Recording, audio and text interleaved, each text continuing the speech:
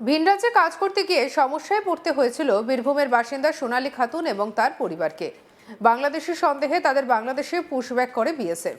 তবে পরবর্তী সময়ে সোনালী ও তার সন্তানকে ভারত সরকার দেশে ফেরালেও এখনও বাংলাদেশে জেলবন্দি সোনালীর স্বামী ও তার পরিবারের অন্যান্য সদস্যরা। আর এবার লোকসভায় দাঁড়িয়ে উপরাষ্ট্রপতি সিপি রাধাকৃষ্ণনের কাছে সোনালীর স্বামীকে বাংলাদেশ থেকে ফিরিয়ে আনার দাবি জানালেন তৃণমূল সাংসদ সামিরুল ইসলাম। প্রকাশ্যে দাঁড়িয়ে তিনি ঠিক কি বলেছেন শুনব। আমি অবাক হয়ে যাই বারবার এই পবিত্র সদনে পশ্চিমবঙ্গ থেকে আসা বিভিন্ন রাজ্যের পরিযায়ী শ্রমিকদের যে অত্যাচারের কথা এই পবিত্র সদনে এর আগে অনেকবার বলেছি।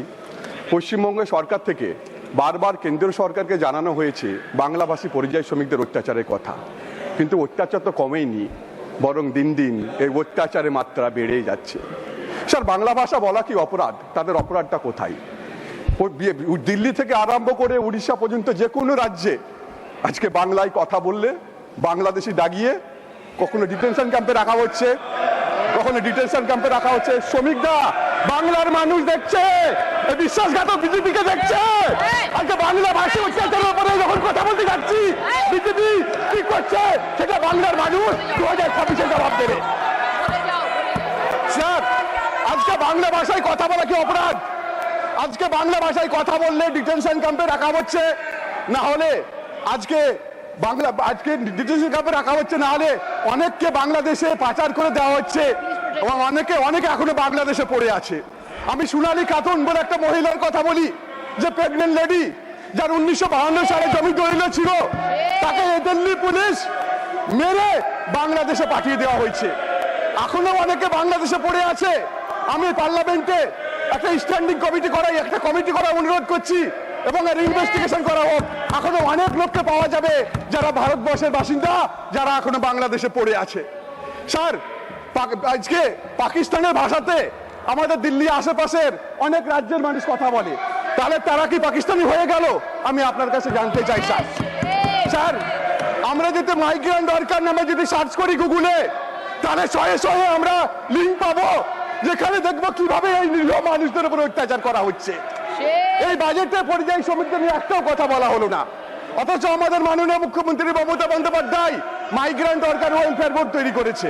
আমরা স্যার তন্ন করে খুঁজেছি পশ্চিমবঙ্গ থেকে মাত্র 30 লক্ষ মতো মানুষ যারা বাংলার বাইরে কাজ করে, অথচ বাংলাতে কত লোক কাজ করে জানেন? 1.5 কোটি মানুষ, অন্য রাজ্যের মানুষ বাংলাতে কাজ করে। আপনারা একটা উদাহরণ দেখাতে পারবেন যেখানে বাংলার মানুষদেরকে, অন্য রাজ্যের মানুষকে বাংলা সরকার অত্যাচার করছে? আজকে আমরা এই মহতী সদনে বসে আছি। দেশের প্রধানমন্ত্রীকে মহতী সদন তৈরি করার জন্য শ্রম দিয়েছে, দেয়নি। পুরো সাংসদ শ্রম দিয়েছে, দেয়নি। আমি শ্রম দিয়েছি, দেয়নি। আপনি দিয়েছেন, দেননি। সেই দিয়েছে এই পরিযায়ী শ্রমিকরা। তারা রক্ত ঘাম দিয়ে এই সংসদ ভবন তৈরি করেছে, বড় বড় ব্রিজ তৈরি করেছে, আমরা যে বাড়িতে থাকি তারা তৈরি করেছে। আজকে এই বাংলাভাষী পরিযায়ী শ্রমিকদের উপর অত্যাচার কেন করা হবে? সোনালী বিবির ঘটনা ফের একবার উঠে এলো জাতীয় রাজনীতির কেন্দ্রে। যে সোনালী বিবির পাশে দাঁড়াতে একসময় ছুটে গিয়েছিলেন তৃণমূল কংগ্রেসের সর্বভারতীয় সাধারণ সম্পাদক অভিষেক বন্দ্যোপাধ্যায়, তার সন্তানের নামকরণও করেছিলেন তিনি নিজে। আর আজ সেই সোনালী খাতুনের পরিবারের দুর্দশার কথা শুনে একেবারে গর্জে উঠলেন সাংসদ। যেটা দেখা যাচ্ছে যে একেবারে সংসদ ভবনে দাঁড়িয়ে সামিরুল ইসলাম তিনি একেবারে প্রকাশ্যে জানিয়েছেন সে কথা। সোনালী বিবির স্বামী সহ পরিবারের একাধিক সদস্য বাংলাদেশে আটক রয়েছেন বলে অভিযোগ। তাদের নিরাপদে দেশে ফিরিয়ে আনার দাবিতে এবং একই সঙ্গে বাঙালি পরিযায়ী শ্রমিকদের উপরে চলা লাগাতার হেনস্থার প্রতিবাদেই রাজ্যসভায় তীব্র ভাষায় সরব হন তৃণমূল কংগ্রেসের সাংসদ সামিরুল ইসলাম। রাজ্যসভার অধিবেশনে তিনি স্পষ্ট ভাষায় জানান, শুধুমাত্র বাংলা ভাষায় কথা বলার অপরাধে দেশের বিভিন্ন প্রান্তে বাঙালি পরিযায়ী শ্রমিক ও তার সাধারণ মানুষ অত্যাচার এবং নির্যাতনের শিকার হচ্ছেন। তার অভিযোগ, বিজেপি শাসিত একাধিক রাজ্যে এই প্রবণতা ক্রমশ বাড়ছে এবং প্রশাসন কার্যত নীরব দর্শক। সংসদ মঞ্চ থেকে তিনি এই বিষয়ে উপরাষ্ট্রপতিকে পুরো বিষয়টা জানান এবং তার গোচরে আনেন, এবং তা করেন সম্পূর্ণ বাংলাতেই, যা নিজেই ছিল এক তাৎপর্যপূর্ণ বার্তা। বক্তৃতায় বিশেষভাবে উঠে আসে সোনালী খাতুনের ঘটনা। সংসদে জানানো হয় তিনি একজন ভারতীয় নাগরিক হওয়া সত্ত্বেও গায়ের জোরে তাকে বাংলাদেশে পাঠিয়ে দেওয়ার চেষ্টা করা হয়েছিল। এই ঘটনা শুধু চরম অমানবিকতারই নয়, সম্পূর্ণ সংবিধান বিরোধী বলে উল্লেখ করা হয়েছে। একজন নাগরিকের ভাষা বা পরিচয়ের ভিত্তিতে তাকে ভিন দেশে ঠেলে দেওয়া যে কোনো দেশের গণতান্ত্রিক কাঠামোর ওপর সরাসরি আঘাত বলে মন্তব্য করেন তৃণমূল সাংসদ সামিরুল ইসলাম। আরও বলেন, সোনালী খাতুনের সঙ্গে যা ঘটেছে তা কোনো বিচ্ছিন্ন ঘটনা নয়। দেশের বিভিন্ন রাজ্যে হাজার হাজার বাঙালি পরিযায়ী শ্রমিকের সঙ্গে একই ধরনের ঘটনা ঘটছে এবং তারা আতঙ্কের মধ্যে দিন কাটাচ্ছে। কখনো তাদের বাংলাদেশি বলে দাগিয়ে দেওয়া হচ্ছে, কখনো আবার কাজের জায়গায় পুলিশি হেনস্থার মুখে পড়তে হচ্ছে। এসব গোটা ঘটনায় বাঙালি সমাজের আত্মমর্যাদার উপরে আঘাত পড়ছে বলেই মন্তব্য করেন তিনি। কি বলছেন সামিরুল ইসলাম, শুনবো আরও একবার।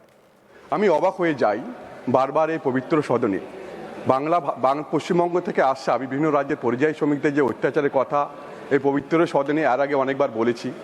পশ্চিমবঙ্গের সরকার থেকে বারবার কেন্দ্রীয় সরকারকে জানানো হয়েছে বাংলাভাষী পরিযায়ী শ্রমিকদের অত্যাচারের কথা, কিন্তু অত্যাচার তো কমেইনি, বরং দিন দিন এই অত্যাচারের মাত্রা বেড়েই যাচ্ছে।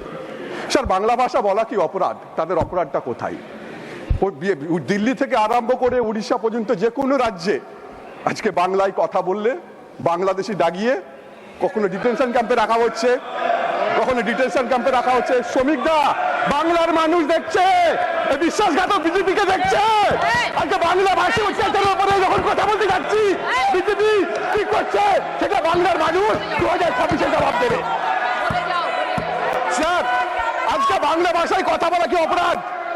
আজকে বাংলা ভাষায় কথা বললে ডিটেনশন ক্যাম্পে রাখা হচ্ছে, না হলে আজকে ডিটেনশন ক্যাম্পে রাখা হচ্ছে, না হলে অনেককে বাংলাদেশে পাচার করে দেওয়া হচ্ছে এবং অনেকে এখনো বাংলাদেশে পড়ে আছে। আমি সোনালী খাতুন বলে একটা মহিলার কথা বলি, যে প্রেগনেন্ট লেডি, যার 1952 সালে জমি দলিল ছিল, তাকে দিল্লি পুলিশ মেরে বাংলাদেশে পাঠিয়ে দেওয়া হয়েছে। এখনো অনেকে বাংলাদেশে পড়ে আছে। আমি পার্লামেন্টে একটা স্ট্যান্ডিং কমিটি করার অনুরোধ করছি এবং এর ইনভেস্টিগেশন করা হোক। এখনো অনেক লোককে পাওয়া যাবে যারা ভারতবর্ষের বাসিন্দা, যারা এখনো বাংলাদেশে পড়ে আছে। স্যার, আজকে পাকিস্তানের ভাষাতে আমাদের দিল্লি আশেপাশের অনেক রাজ্যের মানুষ কথা বলে, তাহলে তারা কি পাকিস্তানি হয়ে গেল? আমি আপনার কাছে জানতে চাই স্যার, আমরা যদি মাইগ্রেন্ট ওয়ার্কার নামে যদি সার্চ করি গুগলে, তাহলে শয়ে আমরা লিঙ্ক পাবো যেখানে দেখবো কিভাবে এই নিরীহ মানুষদের উপর অত্যাচার করা হচ্ছে।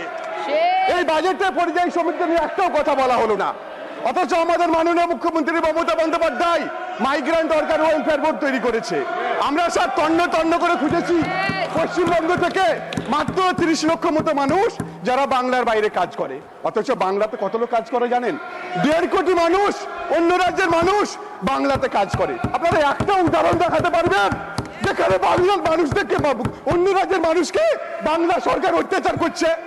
আজকে আমরা এই মহতী সদনে বসে আছি, দেশের প্রধানমন্ত্রীকে মহতী সদন তৈরি করার জন্য শ্রম দিয়েছে, দেয়নি।